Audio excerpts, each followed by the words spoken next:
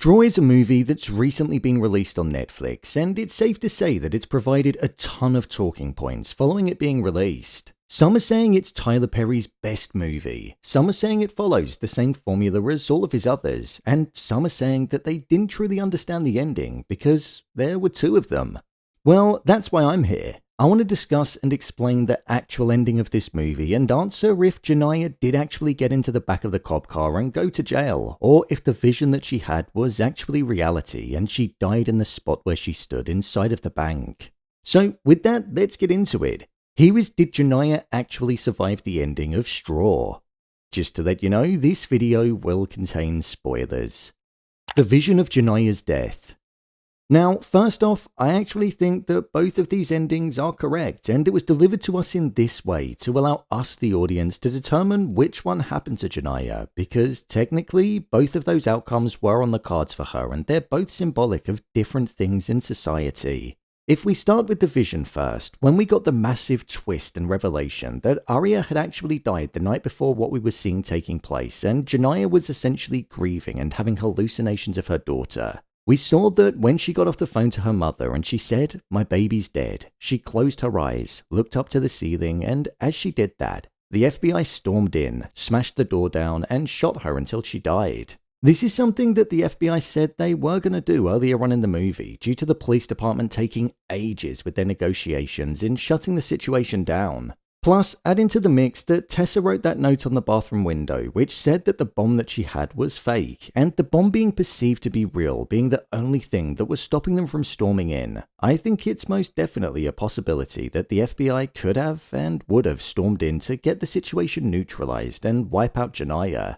This is the type of ending where it would have shown us that the treatment that Janiyah faced in her day-to-day life and the struggles that she went through would have carried through right up until her final moments. Even though she wasn't actually a threat to anybody that was there during that specific time, especially considering there were no hostages there, it would have just connected back to the way that her life unfolded, the harsh hand that she was dealt, and the fact that there was nobody looking out for her whenever she actually needed it. So she would have died being viewed the same way that she was viewed as when she was alive. Take everything that happened to her that day. Her landlord chasing her for rent and throwing her stuff out onto the street, customers treating her poorly, her boss treating her poorly and not giving her the money that she'd actually earned, the cop saying that he was going to find a legal way to destroy her, and even feeling like she had her daughter taken away from Child Protective Services. This was a woman that was doing her best to survive but wasn't being given a chance. And I feel like this ending is representative of her not getting a chance because they would have stormed in and just killed her. So it connects right the way back to how this movie actually opened.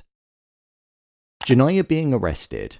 Janiyah walking out of the bank, being arrested, and getting into the back of a cop car was the second ending for her that we saw taking place, and it was actually how the movie concluded. But don't let that fool you. Following Janiyah having her vision where she was shot, she awoke from it, looked down, and Nicole was advising her on how best to step outside and turn herself into the police. Nicole said that she'd be by her side every step of the way, to which Janiyah responded and said, "I've never had anybody stand by me before." Already showing a stark contrast to the complete opposite type of ending that we had before, where she was essentially on her own and didn't get the chance to walk out. Another line that reflected that feeling of loneliness and a lack of help was when she said, "Nobody cares, nobody sees us, this is my life," over and over and over. Nicole listened to her earlier on when she said this and knew that she needed some form of comfort and somebody that was simply there for her in her moment of need. With this, they slowly walked outside together with their hands up, and she was met face to face with Detective Raymond, not the FBI. Instead, somebody whom she'd bonded with over the negotiation period and was essentially a character that represented her, her daughter, and all of the people that grew up in that type of environment that Janiyah was trying to survive in. Except Detective Raymond was somebody that was able to escape it. As Janiyah was placed into the back of the police car, she caught a glimpse of the sheer amount of support that was out there for her as the car drove off towards the station. And even though it was an ending that was happier because she got support for the first time in her life from an individual person, which was Nicole, and also a large amount of support from the crowd, it sent a really bleak message across that it was just too late, as Janiyah was now in the back of a car and she had to resort to her last straw before her voice was finally listened to and people were willing to help. So whilst it was a somewhat happier ending due to the fact that she got to experience help and support for the first time in her life, it also had a looming sense of negativity and sadness because by the time she received the help, it didn't actually matter, because there was nothing that could be done for her. Something which provided another commentary on society, not like the first ending where she was neglected and she died how she lived her life, but more so how people were blind until they chose to see. Where were they when she actually needed them, ignoring her, treating her terribly, and not listening to the struggles that she was going through? But now, because it was everywhere, it's almost like that herd mentality where people then start to rally together because other people are. The lack of help was why she ended up there, so that support didn't stand for anything in the end. It was essentially meaningless. So when it comes to what was actually the true ending of this movie, there actually isn't an ending that's more right than the other when it comes to the both of them. It's entirely left down to us to decide what fate Janiyah met when those credits rolled, and if in her final moments she was met with the kindness and support that she'd been craving and actually needed for the entirety of her life since she was struggling. Or if she was met with that same hostility, neglect, disregard, and the fierce hand that hadn't given her the help that she'd needed when she truly needed it most, causing her to die as she lived. Whilst I like the idea of her getting help in her moments of need, but it being too late at the same time, I'm going to stand by and believe in the first ending. I'm leaning into the fact that she was killed where she stood, because not only does it make the movie a lot darker, but it kind of connects into the whole reality of the life that she lived and that she was never going to escape it because nobody was willing to help her. The FBI storming in and killing her personifies how she was viewed in society, and I think it's a true reflection of how people are when they find themselves needing help.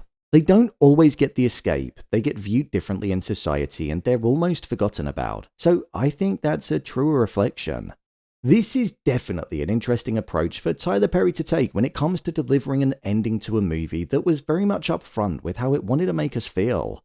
The twist with Aria being dead threw me off, and then getting these two different endings threw me off again, making me feel uncomfortable in a completely different way. So I respect the decision to do that because I think it definitely adds to the thought-provoking nature of the entire movie that we just watched.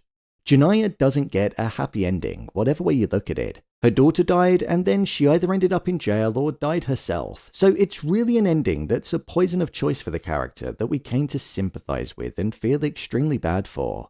But now, the floor's over to you guys on what ending you choose to believe. Let me know in the comments. So, there you have it. Did Janiyah actually survive the ending of Straw?